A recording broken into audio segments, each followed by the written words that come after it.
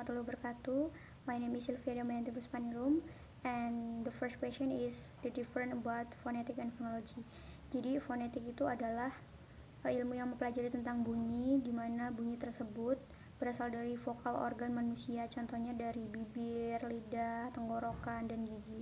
Sedangkan fonologi itu artinya adalah ilmu yang mempelajari tentang bunyi, bagaimana bunyi tersebut itu diucapkan di bahasa tertentu. And the next is prefix and suffix.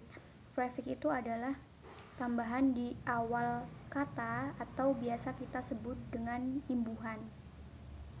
Contohnya itu adalah incorrect. Jadi tambahan katanya adalah in, katanya adalah correct. Jadi incorrect. Sedangkan suffix adalah tambahan di akhir kata atau biasa kita sebut dengan akhiran. Contohnya dancer. Jadi er-nya itu tambahan dancer. Selanjutnya free morpheme and bound morpheme.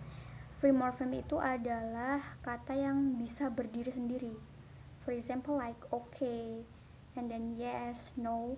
And bound morpheme itu kata yang tidak bisa berdiri sendiri, contohnya unhappy, happiness, happily, and others.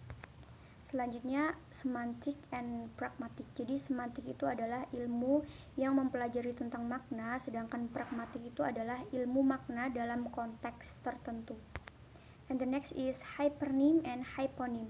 Hypernym itu adalah satu kata yang mewakili banyak kata lain, sedangkan hyponym itu adalah kata yang lebih spesifik.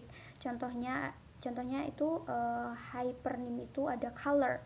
Jadi kata yang lebih spesifik atau hyponymy, colornya itu misalnya red, green, blue, white, and others.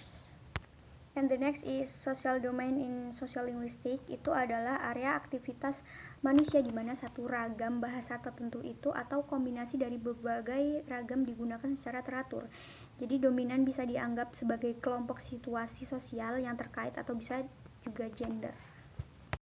And the next is language acquisition and language learning.